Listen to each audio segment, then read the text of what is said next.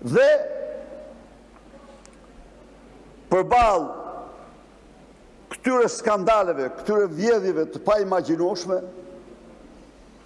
përballë shkatrimit të madh të materjes kombëtare, rënimit të vërtet të ekonomisë, besoj e morët vesh që u kthyem ku ishim për herë të parë në 32 vite, ekonomia mbahet nga kontributi i shtetit. Jo nga ekonomia.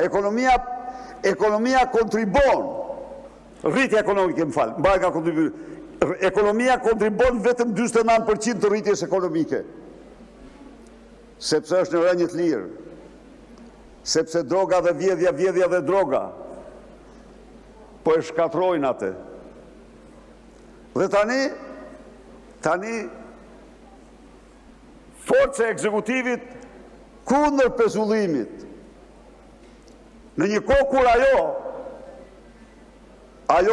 do t'ja u them fundu dhe gjë tjetër, po tani me këto njërë, në një kohë kur ajo duhet ishte prej kosh e arrestuar, sepse po prishin provat ditë e natë, sepse po zhdukin dokumentat ditë e natë.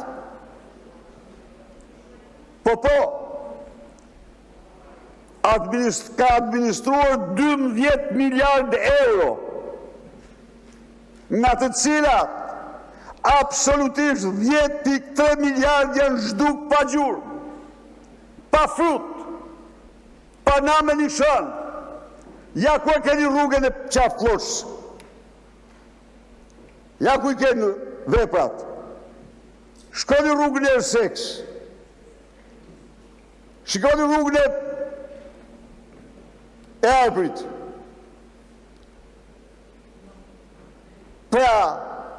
Para gjitha këtyre, gjykata kushtetuese një diktat të plot dhe në presion të tmerrshëm, në vend se të hedhë poshtë shqyrtimin, si që hodhi poshtë shqyrtimin e 30 deputetëve, mos harroni, nuk legjitimoi duke shkel kushtetutën, nuk hedh poshtë shqyrtimin e një mase të ligjshme që është zakonshme në Europë dhe kudo. Tani, se po arrin koha, do të them një gjë unë. Edi Rama, unë kam thënë shumë gjëra për ju, nuk e mohoj, por nuk kam thënë kurrë atë që ka thënë Edi Rama. Ai dhe jo unë, ka thënë që Partia Socialiste është një bordello. Unë se kam thënë kur këte, edhe se kam atë koncept, ja u them unë ju, për socialist nuk kam atë koncept unë. Por, për të parë se kush është bordello e vërtet, shkoni tek skapi i partisë dhe shifni dokumentat. Përfundoni, zotë Berisha. Tu ti shifni ato. Ate do mësoni se kush është bordello e vërtet, kaq kisha.